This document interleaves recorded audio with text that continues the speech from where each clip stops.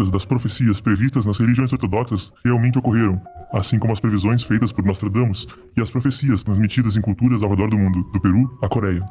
Houve textos proféticos surpreendentemente precisos ao longo da história chinesa, da dinastia Han à dinastia Ming. Essas profecias nos contam uma verdade importante de que a história não é um processo ao acaso, mas um teatro, no qual a sequência dos principais eventos já foi pré-estabelecida. No final dos tempos, que também pode anunciar o início de um novo ciclo histórico, todas as religiões do mundo estão esperando uma coisa: a chegada do Criador no reino humano. Todo teatro tem sua reviravolta.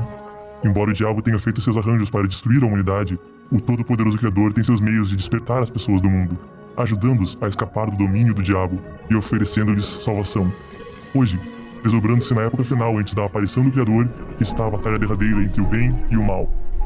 As religiões ortodoxas mundo afora previram que na era do retorno do Criador, o mundo seria abundante em demônios, abominações e eventos sinistros, com a humanidade abandonando suas restrições morais. Esse não é outro senão o mundo de hoje. O estado de degeneração que enfrentamos hoje há muito se desenvolve. Começou há centenas de anos com o crescimento de sua principal força motriz, o ateísmo e o engodo da humanidade. Foi Karl Marx quem criou uma ideologia abrangendo o engodo em todas as suas permutações. E foi Vladimir Lenin quem levou a teoria à prática brutal. Marx, no entanto, não era ateu. Ele seguia o culto do diabo e se tornou o demônio cuja missão era prevenir o homem de reconhecer o Criador no fim dos tempos. 1. As obras satânicas de Marx. Marx publicou muitos livros ao longo de sua vida, sendo os mais conhecidos o Manifesto Comunista de 1848 e os 3 volumes de Das Kapital, publicados entre 1867 e 1894. Essas obras constituem a base teórica do movimento comunista. O que é menos conhecido é que a vida de Marx foi um processo no qual ele entregou sua alma ao diabo e se tornou seu agente no reino humano. Em sua juventude, Marx foi um cristão devoto. Ele era um entusiasta crente de Deus antes de ser subjugado por sua transformação demoníaca. Em um de seus primeiros poemas, Invocação de Alguém em Desespero, Marx escreveu sobre sua intenção de se vingar de Deus.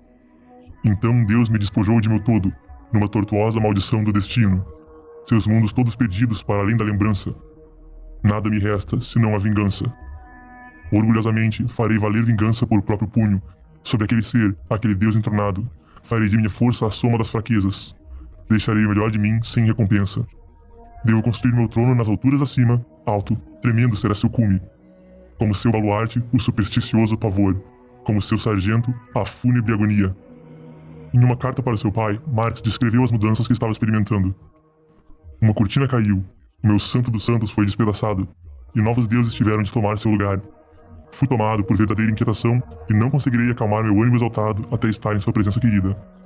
Em seu poema A Donzela Pálida, Marx escreveu: portanto, perdi o direito ao céu, disso sei com plena certeza.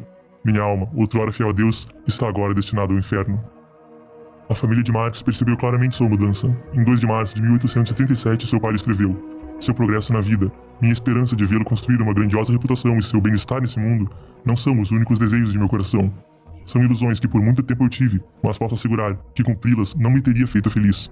Somente se seu coração permanecer puro e pulsar humanamente, e quando nenhum demônio puder privar o seu coração de ter sentimentos melhores, somente então serei feliz. Uma das filhas de Marx escreveu que quando ela era jovem, Marx contava a ela e a suas irmãs vários contos de fadas. Seu preferido era a história turbulenta de Hans Röckle, um feiticeiro que sempre estava com pouco dinheiro e não teve escolha senão vender seus adoráveis bonecos para o diabo. O que Marx vendeu ao diabo por seu sucesso foi sua própria alma. Descrevendo-se em O Violinista, Marx escreveu: como assim? Eu afundo e afundo sem cessar. Meu sabre, preto como sangue em sua alma, aquela arte que Deus não quer nem concebe, ela salta para o cérebro das névoas negras do inferno, até o coração se enfeitiçar, até os sentidos vacilarem. Com Satanás eu firmei o meu acordo. Ele aponta os sinais, dita meu tempo. Eu toco a marcha da morte, veloz e irrestrito. Na biografia, Marx, o autor Robert Paine escreveu que as histórias que Marx contava podem ser vistas como alegoria de sua própria vida, e que ele parecia estar agindo conscientemente em nome do diabo. A alma de Marx voltou-se para o mal. Em sua raiva contra Deus, ele adentrou o culto do diabo. O filósofo político americano Eric Voegelin escreveu: Marx pensava que era um Deus criando um mundo. Ele não queria ser a criatura. Ele não queria ver o mundo sob a perspectiva de uma criatura. Ele queria ver o mundo a partir do ponto de coincidência oppositorum, isto é, da posição de Deus. Em seu poema Orgulho Humano, Marx expressou o seu desejo de romper com os deuses e estar com eles em pé de igualdade. Com desdém lançarei meu desafio diante da face aberta do mundo, e verei o colapso deste gigante pigmeu, murmurando: quedas não tolherão a minha alegria, como um deus eu ouso, triunfante, por esse reino em ruínas caminhar. Cada palavra minha é ação e fogo, e minha abrangência como a do próprio Criador. Marx se rebelou ativamente contra o divino, citando: Eu anseio me vingar daquele que governa de cima, e a ideia de Deus é a marca de uma civilização pervertida, precisa ser destruída. Pouco depois da morte de Marx, sua empregada, Helene Dimas, disse: Ele era um homem temente a Deus. Quando estava muito doente, ele rezava sozinho em seu quarto, diante de uma fileira de velas acesas, amarrando um tipo de fita métrica ao redor da testa. A oração de Marx, como disseram pesquisadores, não era cristã nem judaica, mas o verdadeiro Marx não era ateu. Ao longo da história humana, grandes sábios ensinaram aos seres sencientes o caminho para a iluminação e estabeleceram o alicerce das civilizações do mundo. Jesus Cristo estabeleceu a fundação da civilização cristã e a sabedoria de Lao Tse é a base do taoísmo, um pilar central da filosofia chinesa. Na Índia antiga, os ensinamentos de Sakyamuni levaram ao budismo. A origem de suas sabedorias é fascinante. Embora outros sábios possam ter estudado muito, estes obtiveram seus entendimentos da iluminação no cultivo, não de estudos ordinários. As teorias de Marx referenciam o trabalho de intelectuais anteriores, mas em última análise originaram-se do espectro do mal. Ele escreveu no poema sobre Hegel: Já que encontrei o mais elevado e também o que há nas profundezas, rude sou eu como um deus, coberto de escuridão como um deus. Por arranjo do espectro, Marx adentrou o mundo humano e estabeleceu o culto do comunismo para corromper a moralidade humana, com a intenção de que a humanidade se voltasse contra os deuses e se condenasse ao tormento eterno no inferno. 2. O contexto histórico do marxismo. Para disseminar o marxismo, o espectro maligno estabeleceu várias bases intelectuais e sociais. Examinaremos esses dois componentes que contextualizam a ascensão do comunismo. Acadêmicos acreditam que a teoria de Marx foi profundamente influenciada por Hegel e Ludwig Feuerbach. Feuerbach foi um dos primeiros negacionistas da existência de Deus. Ele acreditava que a religião era nada mais do que uma compreensão da dita infinitude da percepção. Isso é, as pessoas inventaram Deus projetando nele em escala ilimitada os atributos essenciais humanos. A teoria de Feuerbach esclarece sobre como o comunismo surgiu e se propagou. Avanços na ciência, mecanização, bens materiais, medicamentos e lazer criaram a impressão de que a felicidade existe em função da riqueza material. Portanto, qualquer insatisfação torna-se fruto das limitações sociais. Parecia que com o avanço material e a mudança social, as pessoas teriam maneiras de construir uma utopia sem precisar de Deus. Essa visão é a principal forma através da qual as pessoas são seduzidas e então iniciadas no culto do comunismo. Feuerbach não foi o primeiro a rejeitar o cristianismo e a Deus. Friedrich Strauss questionou a autenticidade da Bíblia e a divindade de Jesus em seu livro de 1835, A Vida de Jesus. Podemos rastrear essas ideias ateístas como vindas do iluminismo nos séculos 17 e 18, ou, se necessário, até a época dos antigos gregos, mas esse não é o objetivo desse livro. Embora o Manifesto Comunista de Marx tenha sido escrito mais de uma década antes da publicação da Origem das Espécies de Charles Darwin, a teoria da evolução deu a Marx aparente embasamento científico. Se todas as espécies naturalmente surgiram como resultado da seleção natural, e os seres humanos são apenas o mais avançado dos organismos, então não há lugar para Deus. Em dezembro de 1860, Marx escreveu sobre a teoria de Darwin para seu colega Friedrich Engels, elogiando A Origem das Espécies como o livro que embasa na história natural o seu ponto de vista. Em uma carta ao filósofo socialista Ferdinand Lassalle, em janeiro de 1862, Marx disse: O livro de Darwin é muito importante e pode me ser útil como uma base científica natural para a luta de classes na história. A teoria da evolução no campo das ciências naturais e o materialismo no campo da filosofia deram ao marxismo duas ferramentas poderosas para enganar e recrutar seguidores. A sociedade passou por profundas mudanças durante a vida de Marx. Em 1769, os motores a vapor melhorados de Watt deram início à primeira revolução industrial, substituindo pequenas comunidades de artesãos por produção em massa. Avanço técnico na agricultura levou muita mão de obra às cidades e a labuta nas fábricas. O livre comércio criou inovações em vendas e marketing. A industrialização invariavelmente promove o surgimento de cidades e o fluxo de pessoas, informações e ideias. Nas cidades, as pessoas não estão tão conectadas umas às outras em comparação com a vida rural. Em uma cidade, até um marginal pode escrever livros.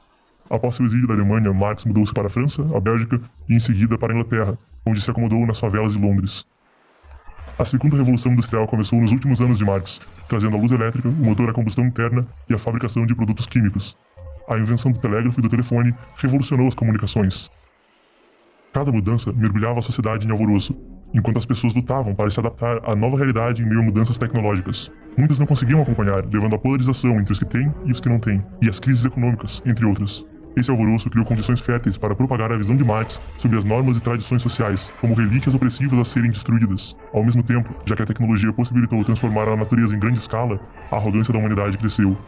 Ao invés de ver o marxismo como resultado de um tumulto social e da tendência intelectual de sua época, esses fatores devem ser entendidos à luz dos planos do diabo, para desestabilizar a humanidade e espalhar o marxismo entre os homens. 3. A Revolução Francesa. O impacto da Revolução Francesa de 1789 foi imenso e abrangente. Destruiu a monarquia, derrubou a ordem social tradicional e deu início a um sistema de governo plebeu. Engels disse: uma revolução é, sem dúvida alguma, a coisa mais autoritária que existe. Trata-se do ato no qual uma parte da população impõe a sua vontade a outra por meio de fuzis, baionetas e canhões, meios autoritários, se é que há algum. E se o lado vitorioso não deseja haver lutado em vão, deve manter o seu governo, por meio do terror que suas armas instilam nos reacionários. O clube jacobino que assumiu o poder após a Revolução Francesa sabia bem disso. Depois de enviar o rei francês Luís XVI à guilhotina, o reinado de terror do líder jacobino Maximilien Robespierre executou outras 70 mil pessoas, a maioria das quais eram completamente inocentes. Gerações posteriores cravaram no epitáfio de Robespierre: vós que passais meu túmulo, não lamentais minha morte, pois estivesse eu vivo, estarias tu no meu lugar. As três políticas de terror político, terror econômico e terror religioso praticadas pelo clube jacobino na Revolução Francesa mostraram-se como um prelúdio para a tirania do Partido Comunista. Em um precursor dos assassinatos políticos de Lenin e Joseph Stalin, os revolucionários franceses instituíram o Tribunal Revolucionário e montaram guilhotinas em Paris e outros lugares. Os comitês revolucionários decidiam se um prisioneiro era culpado, enquanto agentes especiais da Convenção Nacional tinham autoridade sobre a hierarquia militar e administrativa. Os sans-culottes, ou os proletários, mantinham o status de classe mais revolucionária. De acordo com a Lei de 22 de Prairial, promulgada em 10 de junho de 1794, pré-julgamentos e advogados de defesa foram proibidos, e todas as condenações requeriam a pena de morte. Ao invés das provas, boatos, inferências e julgamento pessoal, todos valiam para o propósito de obter um veredito. Quando a lei entrou em vigor, aumentou muito o reinado do terror, com uma estimativa de entre 300 mil e 500 mil pessoas presas como suspeitos. Da mesma forma, o terror econômico dos jacobinos parecia prefaciar o comunismo de guerra que seria implementado na Rússia por Lenin. Uma lei aprovada em 26 de julho de 1793 tornou o entesouramento um crime punível com a morte. Um dos maiores adversários dos revolucionários franceses era a fé católica.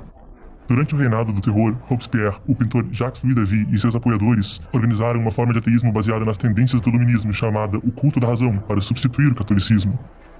Em 5 de outubro de 1793, a Convenção Nacional aboliu o calendário cristão e instituiu o calendário republicano. Em 10 de novembro, a Notre-Dame de Paris foi rebatizada de Templo da Razão, e uma atriz encenou uma deusa da razão como um objeto de adoração para as massas. O culto da razão foi rapidamente imposto em Paris. Após uma semana, apenas 3 igrejas cristãs permaneciam funcionando. O terror religioso inundou Paris, os padres foram presos em massa e alguns foram executados. A Revolução Francesa não apenas deu um modelo para o regime soviético estabelecido por Lenin, também está intimamente ligada ao desenvolvimento do marxismo. François-Noël Babeuf foi um socialista utópico que viveu durante a Revolução Francesa e foi executado em 1797 por seu envolvimento na conspiração dos iguais, que defendia a abolição da propriedade privada.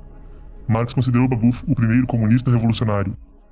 A França foi muito influenciada por ideologias socialistas no século XIX. A Liga dos Fora da Lei, que considerava Babeuf seu fundador espiritual, desenvolveu-se rapidamente em Paris. O alfaiate alemão Wilhelm Weitling juntou-se ao grupo em 1835. Sob sua liderança, a sociedade secreta renomeou-se a Liga dos Justos. Em uma reunião realizada em junho de 1847, a Liga dos Justos se fundiu ao Comitê de Correspondência Comunista, liderado por Marx e Engels, para formar a Liga Comunista, liderada pelos dois. Em fevereiro de 1845, Marx e Engels publicaram a obra fundamental do movimento comunista internacional, o Manifesto Comunista. A Revolução Francesa foi apenas o início de um longo período de turbulência social em toda a Europa, no qual revoluções e insurreições ocorreram uma após a outra, desde o fim do domínio napoleônico, afetando a Espanha, a Grécia, Portugal, a Alemanha, várias partes da Itália, a Bélgica e a Polônia. Em 1848, a Revolução e a Guerra haviam se espalhado por toda a Europa, criando um ambiente ideal para a disseminação do comunismo. Em 1864, Marx e outros estabeleceram a Associação Internacional dos Trabalhadores, também conhecida como a Primeira Internacional, posicionando Marx como líder espiritual do movimento operário comunista. Como líder efetivo da Primeira Internacional, Marx trabalhou para criar um núcleo de revolucionários estritamente disciplinados, que levaria os trabalhadores à insurreição. Ao mesmo tempo, ele descobriu a necessidade de banir aqueles que discordavam dele na organização. Mikhail Bakunin, o primeiro grande marxista russo, reuniu muitos recrutas para o movimento comunista, mas Marx o acusou de ser um grande tsarista e o expulsou da Primeira Internacional. Em 1871, a filial francesa da Primeira Internacional deflagrou a primeira Revolução Comunista, a Comuna de Paris. 4. O comunismo estreia em Paris. A Comuna de Paris foi criada após a derrota da França na Guerra Franco-Prussiana de 1870. Embora o imperador francês Napoleão III houvesse se rendido, os exércitos prussianos sitiaram Paris antes de se retirarem. A humilhação da rendição, junto da agitação de longa data entre os trabalhadores franceses, levou a uma revolta geral no país, e a recém-criada Terceira República Francesa retirou-se para Versalhes, deixando um vácuo de poder na capital. Em março de 1871, a Comuna de Paris começou com uma rebelião de massas e bandidos armados das esferas mais baixas da sociedade, liderados por socialistas, comunistas, anarquistas e outros ativistas. O movimento era filiado a e fortemente influenciado pela Primeira Internacional. Visava usar o proletariado como agente revolucionário para destruir a cultura tradicional e transformar a estrutura política e econômica da sociedade. O que se seguiu foi matança e destruição em larga escala, enquanto os rebeldes destruíam as requintadas relíquias, monumentos e a arte de Paris. Um trabalhador perguntou retoricamente: para que me serve que haja monumentos, óperas, cafés, concertos onde nunca pus os pés, porque não tenho dinheiro? Uma testemunha da destruição disse: é amarga, implacável e cruel, e é sem dúvida um triste legado da sangrenta Revolução de 1789.